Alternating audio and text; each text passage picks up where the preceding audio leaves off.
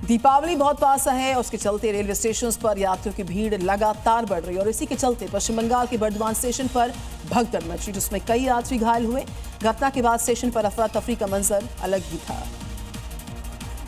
पश्चिम बंगाल के Bardhaman railway station पर 12 अक्टूबर की शाम भगदड़ मचने से कई यात्री घायल हो गए। बताया जा रहा है कि एक साथ कई ट्रेनों के आने से सीढ़ियों और फुटओवर ब्रिज पर भारी भीड़ उमड़ पड़ी, जिससे अफरा तफरी मच गई। त्योहारों के सीजन में हुई इस घटना के बाद घायलों को तुरंत अस्पताल पहुंचाया गया। रेलवे प्रशासन ने घटना की जांच के आदेश दिए हैं और भीड़ नियंत्रण के लिए अतिरिक्त कर्मचारियों की तैनाती और सुरक्षा इंतजामों को मजबूत करने का भरोसा दिया है।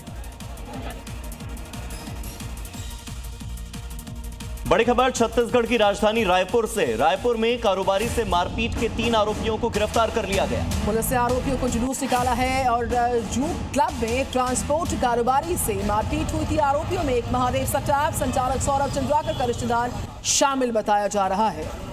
तो देखिए, जुलूस जो निकाला गया रायपुर की सड़कों पर और गुंडों को जो सबक सिखाया गया छत्तीसगढ़ के रायपुर की सड़कों पर, उसकी तस्वीर हम आपको दिखा रहे हैं।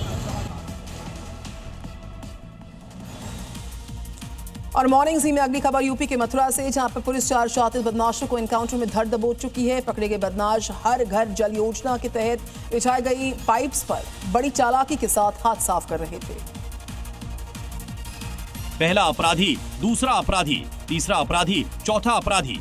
यूपी पुलिस के कंधे के सहारे लंगड़ाकर चल रहे ये चारों बदमाश वाटर पाइप चोरी के आरोपी हैं, जो मथुरा में हर घर जल योजना के तहत बिछाई जा रही पाइपलाइन की चोरी करते थे। लेकिन गिरोह में चोरी को अंजाम देने वाले इन शातिर बदमाशों का जो हाल हुआ वो आपके सामने है। पुलिस ने मथुरा सौंख रोड पर इन बदमाशों को घेर लिया। एनकाउंटर में 4 बदमाश गोली लगने से घायल हो गए, जबकि बदमाशों ने पुलिस के सामने सरेंडर कर दिया।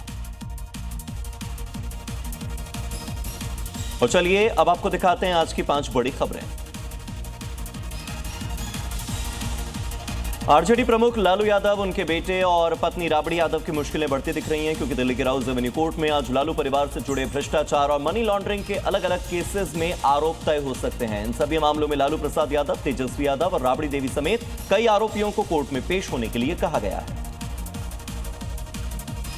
पश्चिम बंगाल के दुर्गापुर में मेडिकल स्टूडेंट के साथ गैंगरेप की घटना पर सीएम ममता बनर्जी के बयान को लेकर बीजेपी हमलावर हुई। बीजेपी ने पीड़िता को शर्मिंदा करने और दोषारोपण करने के आरोप लगाए। साथ ही साथ कहा गया कि जो मुख्यमंत्री महिलाओं के सबसे बुरे समय में उनके साथ खड़े नहीं हो सकती, उसे राज्य प्रशासन करने का कोई भी नैतिक अधिकार है नहीं। आपको बताएं कि सीएम ममता बनर्जी ने नसीहत देते हुए साफ कहा था कि लड़कियों को रात में बाहर नहीं जाने देना चाहिए। दरअसल पश्चिम बंगाल के दुर्गापुर में एमबीबीएस स्टूडेंट से हुए सामूहिक बलात्कार के विरोध में भारतीय जनता पार्टी ने घाटाल थाने का घेराव भी किया। बीजेपी कार्यकर्ताओं ने महिला सुरक्षा को लेकर जोरदार प्रदर्शन किया, दोषियों को सख्त सजा देने की मांग की। पार्टी नेताओं का कहना है कि राज्य में कानून व्यवस्था पूरी तरह से चरमरा गई है, महिलाएं बंगाल में सुरक्षित महसूस नहीं करती।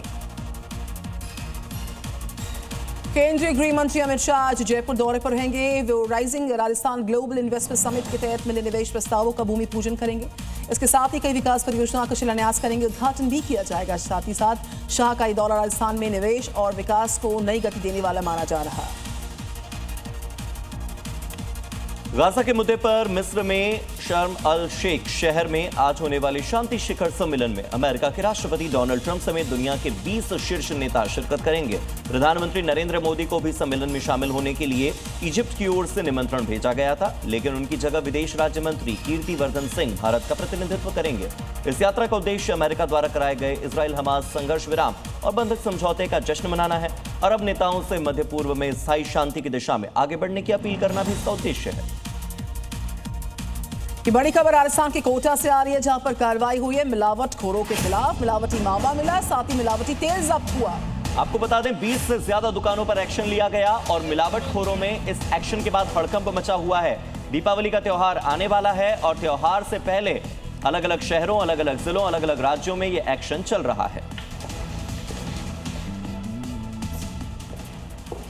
यूपी के लखनऊ में पुलिस ने कैब ड्राइवर्स की मर्डर मिस्ट्री को सुलझा लिया है। पुलिस ने हत्या को अंजाम देने वाले इनामी अपराधी को एनकाउंटर के बाद मार गिराया। और इस तरह यूपी पुलिस ने हत्या और लूट के अपराधी को एनकाउंटर में ढेर कर दिया। मारा गया 1 लाख का इनामी बदमाश गुरु सेवक। कैब ड्राइवर योगेश पाल की हत्या में वांटेड था। इसने गिरोह के साथियों के साथ मिलकर एक हफ्ते में 2 कैब ड्राइवरों को मौत के घाट उतार दिया था। लखनऊ पुलिस आगरा एक्सप्रेसवे के 0 पॉइंट सर्विस लेन पर गाड़ियों की चेकिंग कर रही थी।